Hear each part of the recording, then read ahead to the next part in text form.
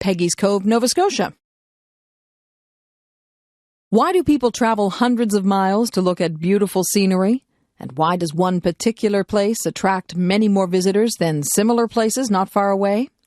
Peggy's Cove in Nova Scotia, Canada is one of those special spots that draws people from all over the world. It is hard to explain its special charm, but anyone who has been there will know what I am talking about. The southern eastern shore of Nova Scotia possesses many picturesque fishing villages and many beautiful seascapes, but one doesn't have to go very far from the capital city of Halifax to see this special spot. There are no trees around Peggy's Cove. The dominant feature are huge, round granite rocks, many of them the size of houses. They seem to be pushing up and out of the land and sea. Nestled inside the circle of these rocks is a group of fishing huts. Now and then a fishing boat leaves by the little bay or cove in order to travel out into the great Atlantic Ocean. For nearly 200 years, there have been fishermen at Peggy's Cove. All around the little harbor, there are huts or fish stores where the fishermen do their work. Here they bring in the fish and clean them, wash them, and salt them. The salted fish are then stored in barrels. Nowadays, however, more fish are sold fresh than salted. Visiting as a tourist, I wandered into one of these little huts while the fisherman was busy at his work. He explained to me that although Peggy's Cove is a tourist destination, it is also a working fishing village.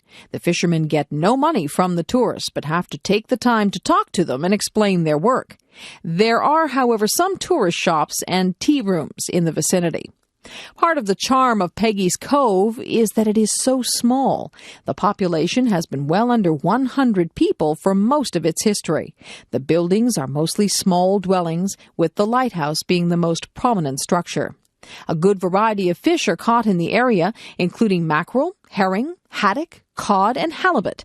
Lobsters are also trapped nearby. However, because of overfishing, catches have declined in recent decades. The plants and animals of the area are also of interest. Showy purple lupins grow close to the ocean. They thrive on salty ground, and the closer they grow to the spray of the ocean, the better.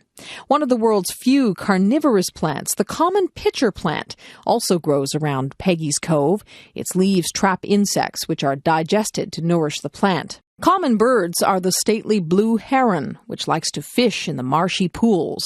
The heron stands several feet high and spears fish and frogs with its sharp beak. Another bird is the osprey, or fishhawk.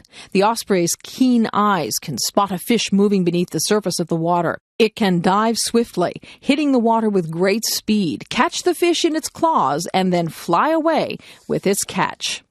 I have also seen pools close to the ocean full of large tadpoles. These tadpoles spend several years in the water before they develop into bullfrogs. Bullfrogs, the largest Canadian frog, have been known to eat baby ducks and small fish. Looking over the little harbor and out toward the great ocean, one notices the contrast between the very small and the very large. If Peggy's Cove were larger, it would be more ordinary. As it is, it represents all the little fishing villages where men have gone forth in little boats to fish on the wide ocean.